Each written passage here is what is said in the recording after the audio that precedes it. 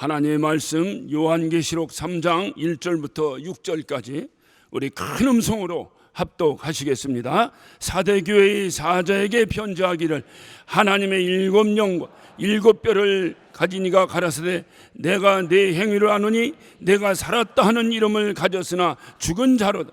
너는 일깨워 그 남은 바 죽게 된 것을 굳게 하라.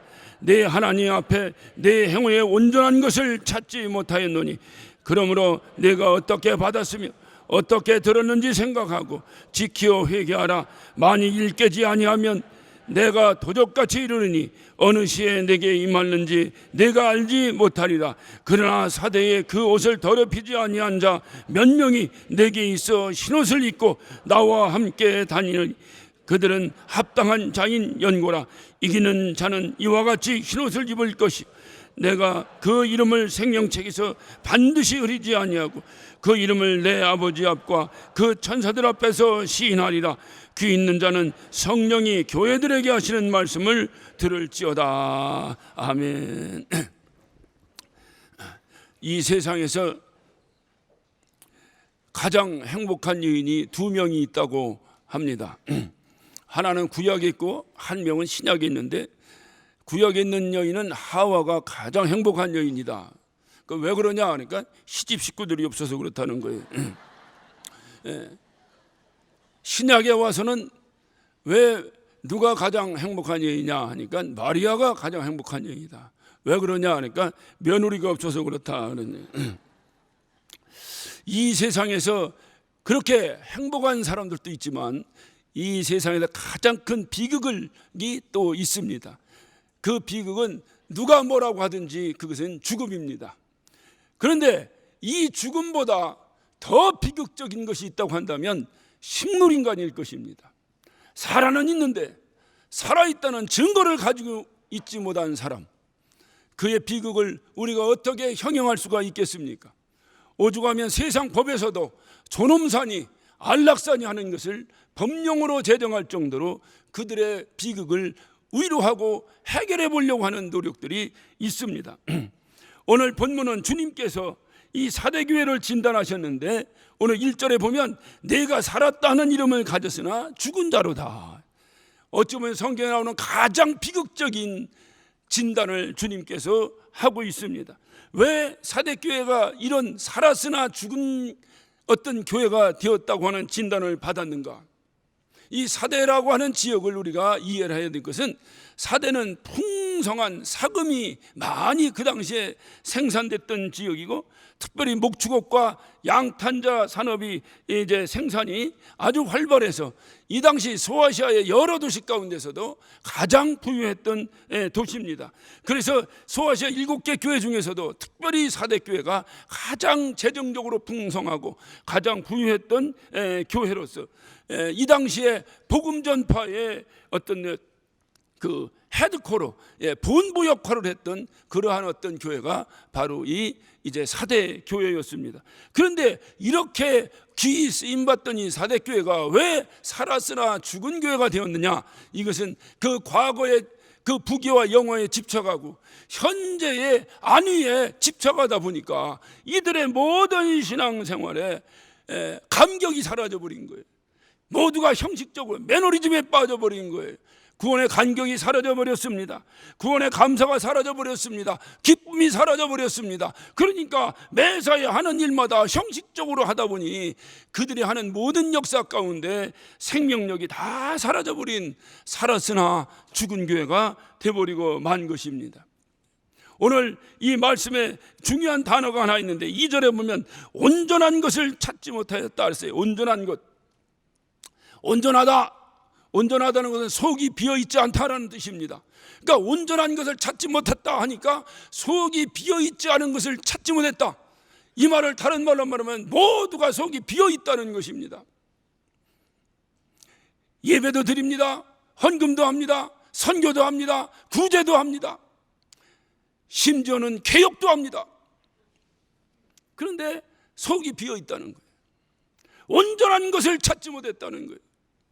속이 다 비어있다는 겁니다. 우리가 예수를 믿고 영원한 생명을 얻었다고 그 언젠가 기쁘고 언젠가 그 감격 때문에 눈물을 흘리지 않고는 살 수 없었던 시절이 있었습니다.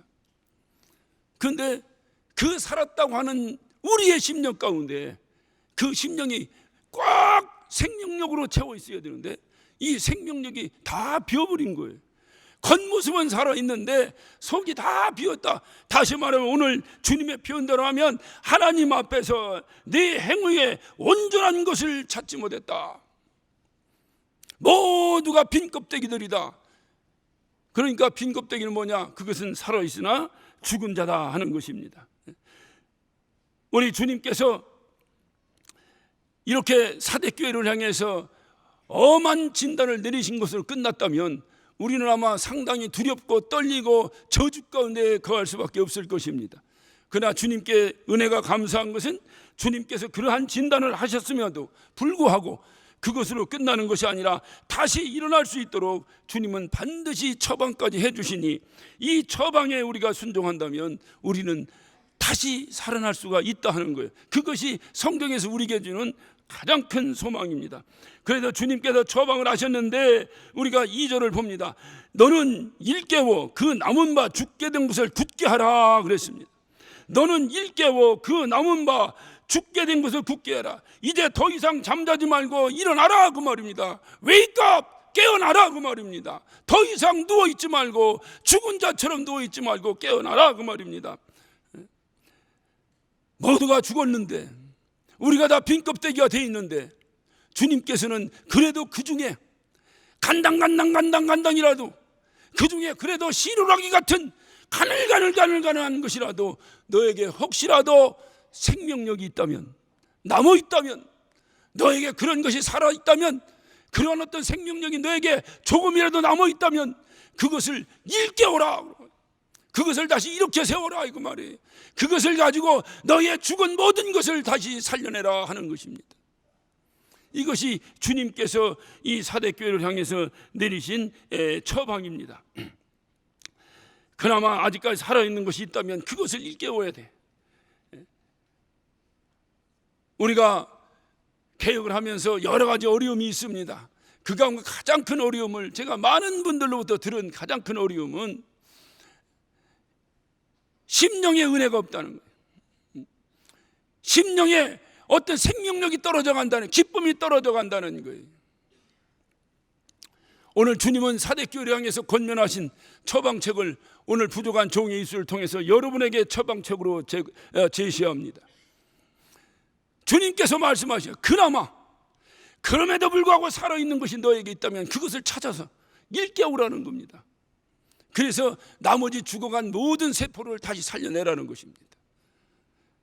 만약에 그렇지 아니하면 주님 말씀하십니다. 그렇게 일깨우지 아니하면 내가 도적같이 이르니 어느 시에 내가 임할지니 내가 알지 못하리라. 다시 말하면 주님께서 우리를 심판하러 다시 오실 때에 내가 살아있지 못하면 끝이라는 거예요.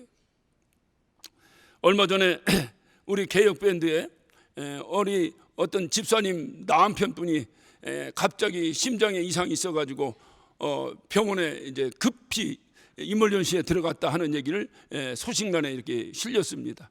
그래서 많은 성도들이 주님의 이름으로 그를 위하여 기도하고 주님의 능력이 함께하여 그가 새로운 생명을 얻을 수 있도록 많이 기도했습니다. 그 많이 기도한 자 가운데서 모르긴 해도 그 부인 말고는 그 다음엔 제가 가장 간절히 기도했을 것이라는 자부합니다. 왜냐? 제가 그 경험을 받았기 때문에 그래요. 여러분, 이 세상에 힘들고 어려운 것이 애 낳는 거라고 하는데 여러분 그거보다 더 힘든 건 숨을 쉬는 거예요. 여러분 숨을 쉬고 싶은데 숨이 안 쉬어지는 거예요. 자기도 모르게 가물가물 정신 나가버리는 거예요. 아, 이대로 끝인가 보다 쿵 하고 쓰러져 버립니다. 제가 한 4년 전에 그 경험을 했습니다. 그래서 긴급하게 이멀전시에 실려갔습니다. 실려가니 의사들이 막 수술장으로 긴급히 나를 이동시키고, 그리고 여러분 잘 아시다시피 그 이렇게 막히면 이렇게 탁 하는 그 스텐트라고 하는 시술이 있는데 이 스텐트 시술을 하려고 저를 이제 수술대 위에 올려놓고 막 준비를 합니다. 하더니 조금 있더니 도로 다 철수해요. 그래 왜 그런가? 나중에 들으니까 이게 심장으로 가는 관상동맥이라고 여러분 들어보셨을 때, 관상동맥이 3개가 있는데 이 3개가 다 막혔다는 거예요. 그리고 거기서 파생되는 혈관 하나가 또 막혀서 4개가 다 막혔다는 거예요. 그래서 이게 스텐트 시술이 불가능하다. 그래가지고 그걸 도로 빼고 이제 이거를 오픈해가지고 이제 수술해야 될 의사를 찾기 시작했습니다. 그 의사가 올 때까지 하루 종일 24시간을 그 수술장에서 나오지 못하고 깜짝없이 살았으나 죽은 자처럼 지냈습니다. 그리고 그 이튿날 그 수술 의사가 드디어 당도했습니다. 그리고 어떻든 제가 오전 8시 정도까지만 기억하고 나중에 눈을 뜨니까 저녁 10시 15분인가 넘었더라고요. 그 이후에 그 의사에게 제 수술 경고를 들었습니다. 들었는데 혈관이 다 막혀. 여기 피가 흘러야 이 근육이 살아나는데 이게 다 막혀버려가지고 심근경색이 진행되기 시작했어요.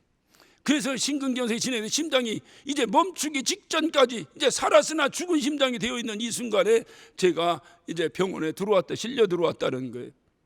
그런데 그 죽어가는 심장에 제 몸에서 그나마 살아있는 혈관을 찾았습니다. 그게 이 허벅지에 있는 혈관을 찾아가지고 거기서 4가닥을 끊어내서 막혀있는 혈관을 바이패스로 연결했습니다. 딱 연결해놓고 전기샥을 팍 집어넣으니까 심장이 파닥파닥 뛰기 시작하더라는 거예요. 그러면서 나보고 럭킥 그러더라고요. 제 심장이 죽어갔습니다. 살아있는 것 같은데 죽은 것입니다. 여러분 심장이 멈추면 죽는 것입니다. 무엇이 살려냈습니까? 그나마 제 몸 가운데 있던 건강한 혈관 4가닥을 빼내서 죽어가는 혈관을 살려낸 겁니다. 주님은 오늘 우리에게 간곡히 권면하시는 것은 너희는 죽은 자다. 그러나 너희가 찾고 찾아 일깨워서 혹이라도 너희 가운데에 아직까지 희미하게나마 살아있는 생명력이 있는 부분이 있다면 그것을 가지고 너희 죽은 부분에 이식하라는 것입니다. 그리고 죽은 너희의 영혼이 다시 살아나야 될 것이다. 주님께서는 우리에게 생명력을 주시려고 죽기까지 하셨는데 그 귀한 생명을 얻었는데 어찌하다가 우리의 생명력이 이렇게 사라졌는가?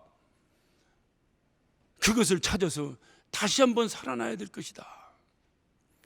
어떤 분은 그래도 내가 다른 건 몰라도 다 죽은 것 같아도 그래도 내가 아직까지는 기도는 하고 있습니다. 어찌하든지 우리 교회를 위해 기도하고 주의 종들을 위해 기도하고 사랑하는 성도들을 기도하고 있습니다. 하고 계신 분이 있으면 여러분의 심령 가운데 그 기도 하나가 살아있는 것입니다. 그 기도로 여러분의 영혼을 살려내시기를 바랍니다. 그 기도로 죽어가는 이 교회를 살려내시기를 바랍니다. 모세가 이스라엘 민족들을 이끌고 출애굽을 했습니다. 그리고 가장 먼저 저항을 받았던 민족이 아멜렉 족속입니다. 르비딤 골짜기에서 아멜렉 족속의 저항을 받았습니다. 아시다시피 그들은 준비된 자요, 이스라엘 민족들은 출애굽하여 아무것도 없는 나그네 사람들입니다. 그런데 그들이 이겼습니다. 이긴 중요한 이유는 여러분이 더 잘 아실 것입니다. 모세의 손이 올라가니 이기고 내려가니 졌습니다. 기도가 죽은 영혼을 살려냅니다. 여러분에게 아직까지 기도의 힘이 남아있다면 그 남아있는 자가 기도해서 여기 기도조차 할 수 없어 숨조차 쓸 수 없는 수많은 영혼들을 살려내야 될 책임이 있습니다. 그것이 주님이 명령하시는 것입니다. 여러분에게 찬양이 살아있다면, 아직까지도 찬양이 살아있다면, 혹시 우리 성가대 가운데서도 내가 도저히 은혜가 안 되고 도저히 영혼이 깝깝해서 내가 살 수 없는데 그래도 내가 성가대에서 하나님을 찬양하는 이거 하나로 내가 살고 있다면 여러분에게 유일하게 살아있는 것은 찬양하는 것일 것입니다. 그 찬양을 부지런히 하세요. 오늘 특성화 우리 청년 찬양을 듣고 여러분의 영혼은 어떻게 됐습니까? 혹시 깔아앉았던 영혼이 벌떡 일어나지 않던가요? 그렇다고 한다면 여러분이 해야 될 일은 끊임없이 찬양하는 것입니다. 예전보다 더 열심히 하는 것입니다. 더 은혜롭게 하는 것입니다. 여러분이 하는 찬양을 통해서 여기 죽어가는 모든 영혼들이 살아나야 될 것입니다. 이것이 중요한, 이것이 주님이 오늘 명령하시는 거예요. 제가 차례 때 한번 설교했습니다. 내 마음이 확정되고 싸우니. 시편 57절에 7편에 다윗은 그 장인 사울의 어떤 위협에 쫓겨서 광야로 도망다녔습니다. 여러분, 다윗의 장기가 뭐예요? 다윗의 장기는 찬양하는 거예요. 얼마나 찬양의 능력이 있었는데 그가 찬양만 하면 이제 사울에게 들렸던 악신들이 떠나는 역사가 있었습니다. 그의 장기는 찬양이에요. 그런데 중요한 것은 뭐냐? 그가 그 장기의 찬양을 도망다니느라고 할 수가 없었어요. 여러분, 도망다니는 사람이 어떻게 비판을 들고 다니겠어요? 어떻게 악기를 들고 다니겠어요? 주변의 환경이 다 도망꾼이들밖에 없는데 거기서 무슨 찬양을 하겠어요? 다 가라앉아 버렸을 때에 그가 그 아들남 굴 속에서 결단을 합니다. 내 마음이 확정되고 싸우니 내가 이제 주님을 찬양하리이다. 비파야 깨어나라. 수금아 깨어나라. 내가 이 새벽을 깨우리로다. 그가 그렇게 그 확정된 찬양의 마음 때문에 그는 그 이후에 모든 삶을 주님의 인도함을 받았습니다. 살아나야 합니다. 혹시라도 여러분 가운데 다 죽었다면, 그래도 혹시 여러분 가운데 오늘 이 시간 이 말씀을 통해서 일깨울 부분이 있다면, 깨어날 부분이 있다면, 아주 조그만 부분이라도 깨어날 부분이 여러분이 있다면 그것을 찾아내서 여러분 모든 죽어가는 세포를 살려내야 될 것입니다. 누가 여러분을 살려내는 것이 아닙니다. 하나님께서, 내가 죽었을 때 우리 하나님께서 우리를 살려내셨습니다. 이제 여러분 스스로 살아나야 합니다. 살아나야 합니다. 누구 때문에 죽고 누구 때문에, 여러분 그런 핑계가 어디 있어요, 세상에. 우리 주님이 죽으면서까지 여러분의 영혼을 살려냈는데 여러분의 영혼이 그것밖에 가치가 없습니까? 누구 때문에 죽고 누구 때문에 살아날 수밖에 없는 그러한 미약한 존재입니까? 살아나야 합니다. 여러분이 주님의 생명을 얻었다면 살아나야 합니다. 살아나야 합니다. 살아나는 방법은 여러분이 찾아보세요. 여러분 가운데 그래도 조금이라도 남아있는 것이 있다면 그것을 통해서 다시 살려야 될 것입니다. 예배를 통해서 그토록 은혜 받았는데 만약에 여러분이 예배를 통해서 은혜 받고 살아난 사람이 있다면 여러분 그 예배를 끊임없이 예배를 사모하면서 예배를 통해서 은혜 받고 그래서 여러분의 죽어가는 영혼을 살려내야 할 것입니다. 설교하는 저희들도 다 잘 압니다. 너 은혜 받도록 설교를 해야 은혜도 받지. 왜 설교하는 사람들이 그걸 모르겠어요? 다 압니다. 그래도 지금은 그것을 논하기 이전에 여러분의 사랑이 더 간절합니다. 모두가 지쳐 있어요. 목사들만 힘이 쌩쌩한 거 아닙니다. 모두가 지쳐 있어요. 이때 서로 간의 사랑이 중요합니다. 여러분, 우리 결혼하고 결혼 초에 여러분 평생 얻어먹던 어머니 밥이 맛있습니까? 여러분 색시밥이 맛있습니까? 응? 아무래도 평생 얻어먹던 어머니 밥에 어떻게 이제 갓 시집온 색시의 밥이 맛있겠어요? 그런데도 여러분 맛있게 먹었잖아요. 맛있게 먹었잖아요.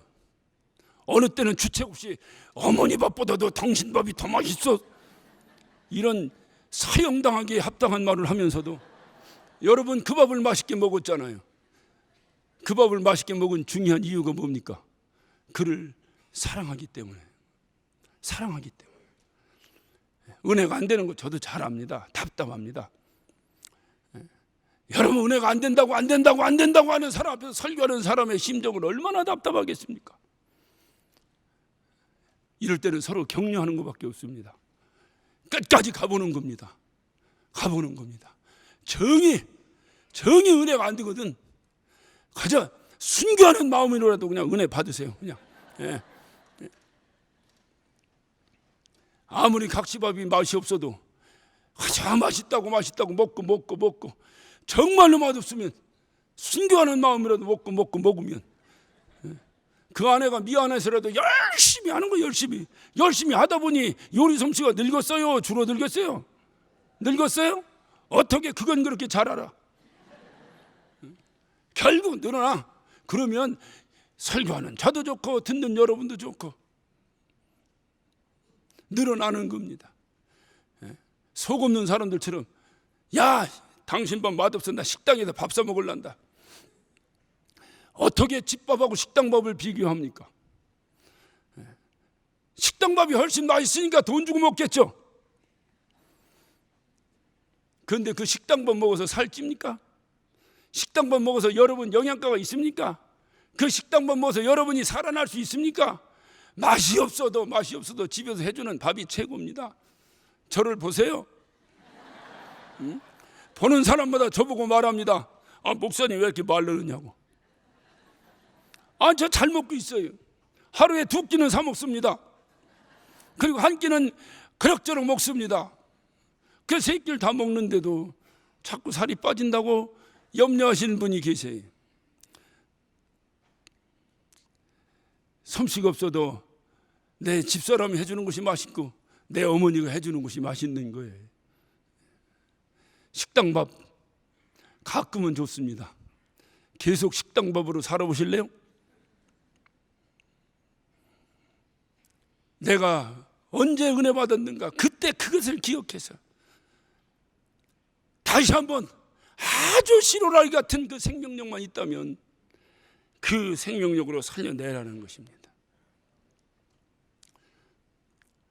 어떤 분은 감사하는 삶을 통해서 자기의 그 생명력을 유지하시는 분이 있어요.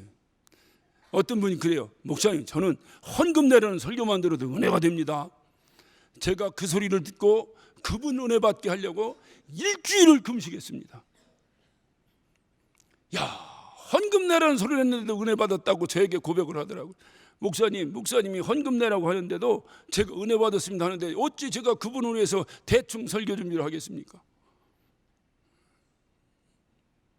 감사. 나무꾼이 나무를 하러 갔는데 호랑이를 만났습니다. 그 나무꾼이 걸음 하나 살려라고 막 도망갔어요. 그리고 나무 위로 올라갔어요. 나무 위로 올라가서 나무를 탁 붙잡았는데 이 나무가 썩은 나무야. 우두두두두두두두 하고 막 끊어지려고 가지가 끊어지려고 하는데 호랑이가 밑에서 입을 쫙 벌리고 기다리고 있는 거예요. 그때 이 나무꾼이 하나님께 기도합니다. 하나님 나 좀 살려주세요. 하나님 나 좀 살려주세요. 그 기도를 들은 호랑이가 따라서 기도합니다. 하나님 일용할 양식을 주셔서 감사합니다. 우리 주님께서 어느 기도를 들으셨을 것 같습니까? 예?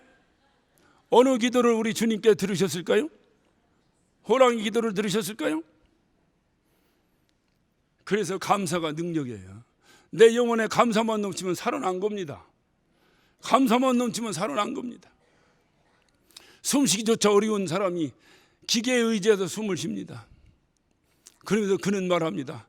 평소에 내가 숨쉬는 것조차도 모르고 살았는데 그것을 회개하며 이렇게라도 숨쉬는 것이 얼마나 감사한지 모르겠다. 그 사람은 살아납니다.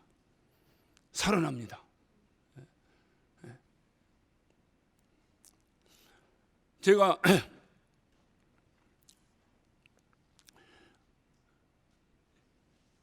어떤 분이 또 저에게 그래요. 교회 은혜 받으려고 확 오면 저 벽에 김기동 구속 3년 징역 이런 게 크게 붙어 있어가지고 옆에는 또 장학정 접근금지 막 써 있어서 은혜가 안 된다고. 어떤 그것도 장로님이 그러시더라고요 저한테. 그래서 제가 다시 봤어요. 그랬더니 저도 은혜가 안 되더라고요. 아마 여기에 들어오시는 분들께 많은 분들이 혹시 그 마음을 가졌은 분들이 계실지도 몰라요. 우리가 선전 안 해도 하나님은 국영방송을 들어서 선전하십니다. 아무 염려할 거 없어요. 만약에 그 저벽에 주님 감사합니다. 우리를 개혁하게 해주셔서 감사합니다. 주민 여러분 감사합니다. 우리가 반드시 좋은 교회를 만들어 보답하겠습니다 라고 써 있다면 지나가는 사람들과 여기에 들어오는 모든 성도들의 마음 가운데 얼마나 큰 기쁨이 있었을까 하는 생각을 해봤습니다. 일주일 내내 고민했습니다. 주님께서 응답하셨는지. 어제 태풍 불어서 떨어졌다고 그래요. 새로 붙일 때는 그것을 새로 붙이기보다 이미 전 세계가 알아요. 제가 미국에서도 수십 통의 전화를 받았습니다. 만약에 그것까지 안 되면 더 다른 매스컴을 통해서도 또 드러낼 것입니다. 아무 염려 마시고 교회 건물에 주님 감사합니다라고 배너가 붙어 있다면 이 지역 주민들이 볼 때 이 교회가 이겼네구만, 얼마나 큰 은혜가 되겠는가 하는 생각을 제가 해봤어요. 일주일 동안 제가 깜짝 놀랐습니다. 제 입에서 끊임없이 뭐가 흥얼흥얼해. 뭐가 자꾸 이게 뭔 소린가?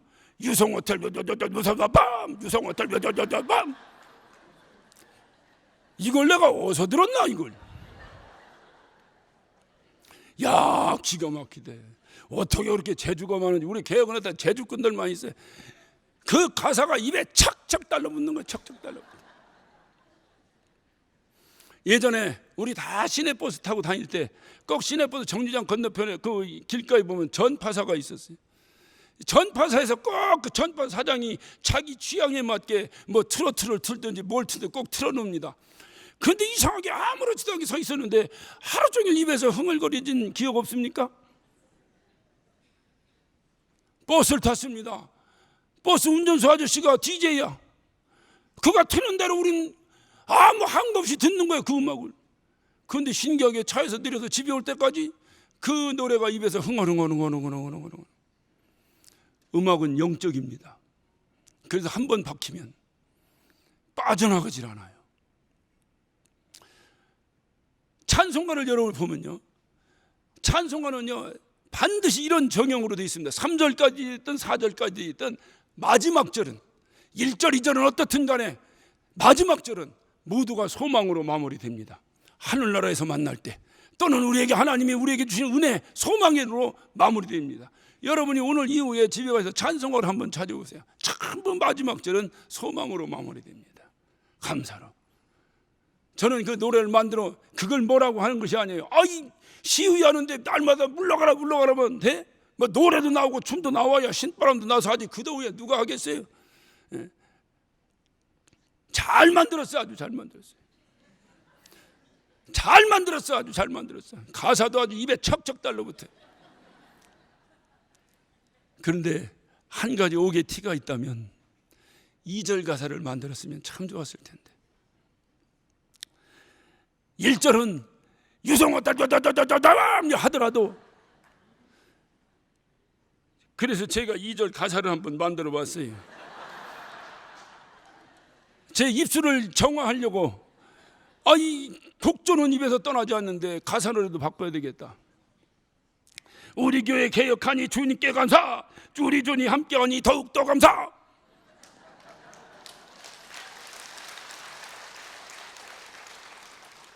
다음에 시위할 기회가 있으면 꼭 2절도 함께 불러주시길 바랍니다. 개혁의 승리의 증거는 뭐냐? 저쪽보다 이쪽에 기쁨과 감사가 넘치면 됩니다. 그 앞에 가서 물러가라가 중요한 것이 아니라 감사.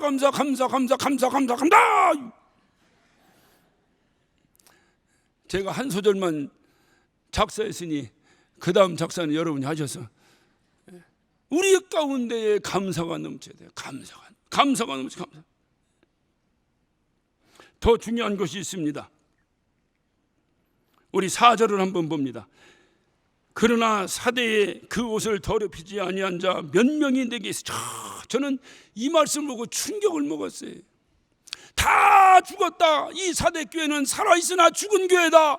그러니 너에게 일말의 생명력이라도 있다면 그것을 동원해서라도 살아나야 될 것이다 라고 외쳤던 주님께서 오늘 4절에 이렇게 말씀하십니다. 사대에 그 옷을 더럽히지 않은 자 몇 명이 있다. 다시 말하면 다 죽은 것 같은데 죽지 않은 자 몇 명이 있다, 그 말입니다. 다 죽은 것 같은데 죽지 않은 자가 몇 명이 있다. 흰옷을 입고 나와 함께 주님과 함께 거닐고 주님과 함께 동행하고 주님과 함께 일하는, 주님과 함께하는 자가 몇 명이 있다, 그 말입니다. 오늘 이전에 그분이 누굽니까? 다 죽었는데 아직까지 살아서 주님과 함께 동행하고 있는 기쁨을 소유하고 있는 자가 누굽니까?